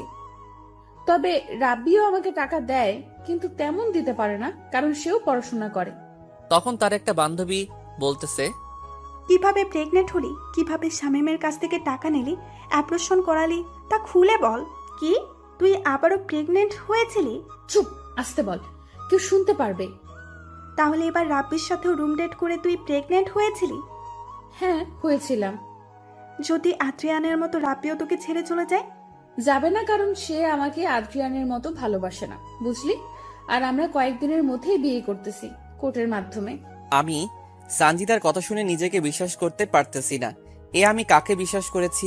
কোনো শত্রু তো এমন বেইমানি করে না, আর তাকে তো কোনো স্বার্থে ভালোবাসি নাই আমি। তখন আবারও বলা শুরু করলো, তো কি এসব করলি তুই বলতো? আদ্রিয়ান যখন আমাকে ধোকা দিল তখন আমি অনেকটা আপসেট হয়ে পড়ি।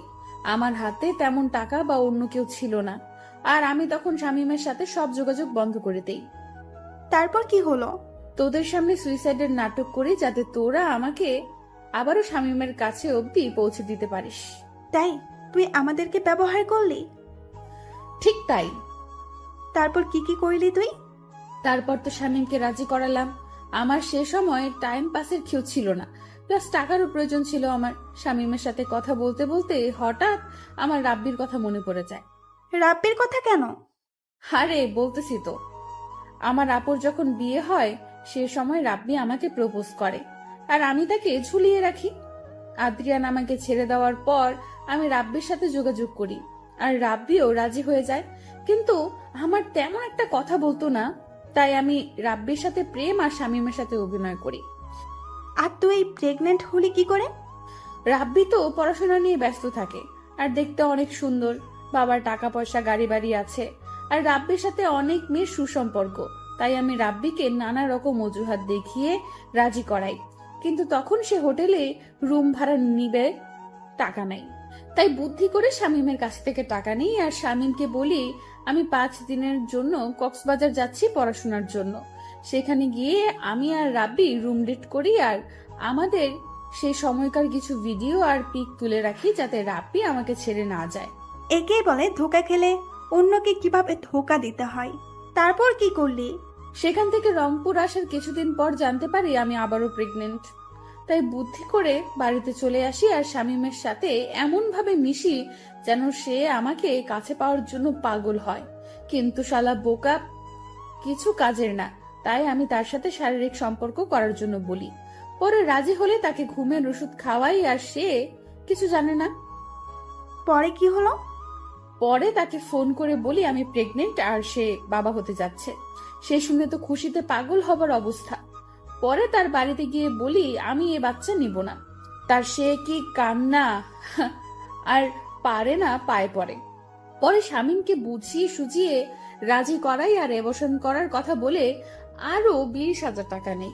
আর রাব্বি জানে শামীমের সাথে আমার প্রেমের অভিনয়ের কথা। শামীম ভাইয়ের সাথে এসব কেন করতে গেলি? কেন তার জীবনটা নষ্ট করতে গেলি তুই? তোর জন্য তো সে অনেকটা পাগল। তোর সবকিছু জানার পরেও তো তোকে আপন করে নিয়েছিল। কোন মেয়েটা টাইম পাস না করে? সবাইকে এক ভাবিস না। আরে রাগ করিস কেন? সবার কথা তো বলি নাই, এমন অনেকে আছে যারা টাইম পাস করে। আমিও নিজেকে ভালো রাখার জন্য শামীমকে ব্যবহার করেছি। একটা বিষয় বুঝলাম না, শামীম ভাইয়ের সাথে তোর কিভাবে পরিচয় হলো? দুজনে একসাথে একই স্কুলে কলেজে পড়েছি, সেখান থেকে পরিচয়। সত্যি বলতে তার সাথে কোনো সম্পর্ক করার ইচ্ছা ছিল না। তাহলে? ও খুব ভালো ছাত্র ছিল, আর আমি পড়াশোনা তেমন পারতাম না, তাই তাকে ব্যবহার করেছি। আর এমন ভাবে তার সাথে কথা বলেছি আর মিশেছি, মনে হবে তাকে ছাড়া আমি অচল। আর যখন দেখলাম আমার জন্য শামীম সব করতে পারে, সব করতে প্রস্তুত, তখন তো নিজেকে ধন্য মনে করা শুরু করলাম। আর তাকে দিয়ে কত টাকা হাতিয়েছি তার হিসাব নেই।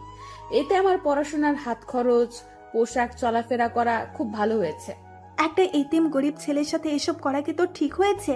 যদি শামীম জানতে পারে বা তার নিজের কোনো ক্ষতি করে? জানতে দিলে না জানবে? রাব্বিকে বিয়ে করে ওকে বলবো বাড়ি থেকে জোর করে বিয়ে দিয়ে দিছে, বাস শেষ, ইচ্ছা খতম। এগুলো করা ঠিক হচ্ছে তোর, সঞ্চিতা? এই বেশি কথা বলিস না তো। তোদের জন্য রাব্বির সাথে একান্ত সময় কাটাতে পারতেছি না, তার চেয়ে বরং রাব্বিকে নিয়ে শামীমের বাড়ি গিয়ে একটু মজা করি। আমি সানজিদার এমন সব কথা শুনে কাঁধ থেকে চাউলের বস্তা নিচে ফেলে দিলাম। আমি ভাবতেও পারতেছি না এত বড় বেঈমান মানুষ কেমন করে হয়, এত সুন্দর অভিনয় মানুষ কেমন করে করতে পারে। হঠাৎ সানজিদার বাবা আমাকে বলে তার আরো কিছু নিয়ে আসা লাগবে। আমি সানজিদার বাবা সহ আবারও বাজারে গেলাম। বাজারে যাওয়ার পর সানজিদা আমাকে ফোন দিল। কেমন আছো তুমি? এই তো বাইরে আছি। আমি তোমার বাড়িতে আছি, কিছুক্ষণ পর আসো, ঠিক আছে? ঠিক আছে। তারপর সানজিদার বাবা আরো কি কি যেন কিনলো, সেখানে আরো সময় ব্যয় হলো। সেগুলো নিয়ে তার বাড়িতে দিয়ে আমি আমার নিজের বাড়িতে গেলাম। বাড়ির ভিতর ঢুকে দেখি দরজা খোলা। আমি একটু এগিয়ে গিয়ে দেখি রাব্বির ছেলেটা সহ সানজিদা শারীরিক সম্পর্ক করতেছে। এবার আর নিজেকে ধরে রাখতে পারলাম না। এবার সানজিদাকে উচিত শিক্ষা দিতে হবে আমার। রাব্বির সাথে যৌনতা শেষ হলে রাব্বি সানজিদাকে বলতেছে, বললে না তো এটা কার বাড়ি? আমার স্কুলের একটু বন্ধুর বাড়ি, আমার সাথে পড়াশোনা করত। এবার তুমি যাও, ও এসে এভাবে তোমার সাথে দেখলে সমস্যা হবে। তারপর রাব্বি ঘর থেকে বের হলো। আমি আড়ালে চলে গেলাম আর সানজিদা মাটিতে পড়ে থাকা কাপড় তুলে পড়তে লাগলো। আমি সেই সময় ঘরে ঢুকলাম। আমাকে আচমকা দেখে সানজিদা ঘাবড়ে গেল আর ঘামতে লাগলো। বর্তমান চারিদিকে তাকিয়ে দেখি সব কয়েদি, জেলার মৎস্য অফিসার, শিক্ষা অফিসার, সবার চোখে পানি, শুধু জজের চোখে পানি নাই। মেয়েটাকে তুমি মেরেছো? ঠিক কাজ করেছো তুমি। এমন বেঈমান মেয়ের বেঁচে থাকার কোনো কারণ আমি দেখি না। বলো না কিভাবে মারলে তাকে? তাহলে শুনুন অতীত। আরে এই শীতের মধ্যে তুমি এভাবে ঘামতেছো কেন? কই ঘামতেছি আমি? এই দেখো তোমার কপালে ঘাম। সানজিদা সাথে সাথে আমাকে জড়িয়ে ধরলো। আমিও এই সুযোগে সানজিদাকে বিছানায় ফেলে দিলাম আর ওর ওড়না বুক থেকে নিয়ে ছিঁড়ে দুই ভাগ করলাম। এক অংশ দিয়ে ওর দু হাত বাঁধলাম আর এক অংশ দিয়ে ওর দু পা বাঁধলাম। তারপর অন্য ঘর থেকে রশি এনে দুই হাত দুই দিকে ছড়িয়ে খাটের সাথে বাঁধলাম আর দুই পা দুই দিকে দিয়ে বেঁধে ফেললাম। এই তুমি আমাকে এভাবে বাঁধলে কেন? আর আমার ওড়নাই বা কেন ছিঁড়ে ফেললে? জানেমান সেদিন রাতে কি করেছি তা আমার মনে নাই, কিন্তু সেদিন রাতের মনে না থাকা কাজটা আজ করব। তাই বলে এইভাবে বেঁধে কেউ এসব কাজ করে? আমি তোমার প্রেমিকদের মতো করে ওসব করব না, একটু অন্যরকম ভাবে করব। ঘর থেকে বের হয়ে রান্নাঘরে গিয়ে একটা রামদা লবণ আর শুকনা মরিচের গুঁড়া নিয়ে আসলাম। এসব কেন নিয়ে আসলে তুমি? চুপ কর, তোর জন্য আজ আমার করুণ অবস্থা। এই তোর কি ক্ষতি করেছি আমি? কেন আমার সাথে বেইমানি করলি তুই? মানে? তুই যদি আমাকে ভালো না বাসবি তাহলে কেন এমন অভিনয় করলি তুই আমার সাথে? তোর যদি অন্য ছেলেকে ভালো লেগে থাকে তাহলে কেন আমাকে তোর জীবনে জড়ালি? এসব কি বলো তুমি? আমি তখন তার বাড়ির সব কথা বলে দিলাম। এসব শুনে সানজিদা ভয় পেয়ে গেল। জানেমান যত কষ্ট আমাকে দিয়েছিস তার চেয়ে 1000 গুণ কষ্ট তোকে দিব আমি। কি করবে তুমি? তুই শুধু দেখো আর চিৎকার করো। আর কোনো কিছু বললাম না। আমি বিছানায় উঠে ওর গায়ের সব কাপড় খুলে ফেললাম। তারপর রামদা দিয়ে ওর স্তন কেটে ফেললাম। সাথে সাথে সানজিদা বিলাপ করে কাঁদতে থাকলো। আমি এবার লবণ আর মরিচের গুঁড়া সেখানে দিয়ে দিলাম। তারপর তার হাত কাটলাম, মানে শরীর থেকে আলাদা করে দিলাম। তারপর তার যৌনাঙ্গে রাম দিয়ে 3-4টা কোপ দিলাম। গলা কাটা মুরগির মতো ছটফট করতে থাকলো। সেখানেও লবণ আর মরিচের গুঁড়া দিয়ে দিলাম। আমার খুব কষ্ট হচ্ছে, তার চেয়ে আমাকে একেবারে মেরে ফেলো, আমি আর সহ্য করতে পারতেছি না। ঠিক এই রকম ঝড় আমার বুকে হচ্ছে। তোর জন্য কি করি নাই? তোর জন্য নিজের ক্যারিয়ার, সংসার নষ্ট করেছি। তোর জন্য নিজেকে শেষ করে ফেলেছি। এইটুকু স্বার্থ নিয়ে তো তোকে ভালোবাসি নাই, এমনকি তোর শরীরটাকেও না। তাহলে কেন আমার সাথে এত বড় প্রতারণা করলি? তুই ভালো করে জানিস তোকে কতটা ভালোবাসি। তোকে পাবার জন্য আমি কি কি না করেছি। সেই ছোটবেলা থেকে তোর সব চাহিদা আমি পূরণ করেছি। তার বিনিময়ে কি দিয়েছিস আমাকে? আমাকে মেরে ফেলো, আমি আর সহ্য করতে পারতেছি না। এমন যন্ত্রণা আমার কখনো হয়নি। এই চুপ, কোনো কথা বলিস না। তোর না শরীরের উত্তেজনা বেশি, তা আরো বাড়িয়ে দিব আমি। কিন্তু না, সানজিদা চিৎকার করতেছে, এত জোরে চিৎকার করতেছে যে আশেপাশের মানুষ শুনতে পাওয়ার অবস্থা। তাই আমি রামদা দিয়ে ওর জিভটা কেটে সেখানেও লবণ আর শুকনা মরিচের গুঁড়া দিলাম। মনে আছে তুই বলেছিলি না আমার বুকে মাথা রেখে তুই ঘুমাবি? আয়, তোকে আজ ঘুম পাড়িয়ে দেই। তার আগে বলতো, আদ্রিয়ান আর রাব্বি তোকে কথায় কথায় স্পর্শ করেছে? ও তুই তো বলতে পারবি না। তার আমি রামদা দিয়ে সেসব জায়গা কেটে দিয়ে তোকে পবিত্র করে আমার বুকে রেখে তোকে ঘুম পাড়িয়ে দেই। তারপর রামদা দিয়ে তার কপাল থেকে পা পর্যন্ত এমনভাবে কেটেছি যা বাংলাদেশের ইতিহাসে এমন করে কাউকে মেরেছে কিনা জানি না। আমি এবার সানজিদার দুপা কেটে ফেললাম। তখন অবধি সানজিদার দেহে প্রাণ ছিল। শেষে সানজিদার পেটে কয়েকটা কোপ দেই, আর সাথে সাথে সানজিদাকে আমার বুকে জড়িয়ে ধরি, আর সেখানে সে শেষ নিঃশ্বাস ত্যাগ করে। সানজিদাকে এত যন্ত্রণা দিয়ে মেরেছি যা ভাষায় বলে বোঝাতে পারবো না। তাকে তো আমি ভালোবাসতাম, আমাকে বললে তো তার জীবন থেকে সরে যেতাম। কেন সে বারবার আমার সাথে ছলনা করলো? কেন বেইমানি করলো সে? আমি তো কোনো স্বার্থ নিয়ে তাকে ভালোবাসি নাই। অনেকক্ষণ সানজিদার দিকে চেয়েছিলাম, তারপর নিজেই 999 কল দিয়ে বলি, আর কিশোরগঞ্জ থানা থেকে পুলিশ এসে এসব দেখে ভয় পায়, তারপর আমাকে নিয়ে থানায় যায়। বর্তমান সবাই এবার ভয়ের চোখে আমার দিকে তাকিয়ে আছে, আর সবাই অনেক দূরে দূরে চলে গেছে। কিছুক্ষণ আগেও আমার জন্য যাদের চোখে পানি ছিল, এখন আমাকে দেখে তারা ভয়ে কাতর। তুমি কি মানুষ, এভাবে কেউ কাউকে এত কষ্ট দিয়ে মারে? জজ সাহেব, শামীম সত্যি কি অপরাধী? মানুষে মানুষ মেরে ফেলার মতো পাপ আর হয় না। সে দুনিয়াতে যেমন সবার চোখে নিকৃষ্ট হয়, পরকালে তাকে জাহান্নামে থাকতে হবে। আমি নিজেও বলতে পারবো না সত্যি কি অপরাধী শামীম।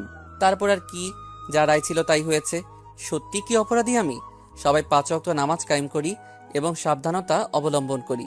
বোনেরা পর্দা করে চলার চেষ্টা করবেন। এই মহামারী করোনাকালীন সময়ে কেউ প্রয়োজন ছাড়া ঘরের বাইরে বের না হই, এবং সকলে মাস্ক ব্যবহার করি। কোনো ভুল ত্রুটি হলে ক্ষমা সুন্দর দৃষ্টিতে দেখবেন, এবং পাশে থাকার জন্য সবাইকে ধন্যবাদ।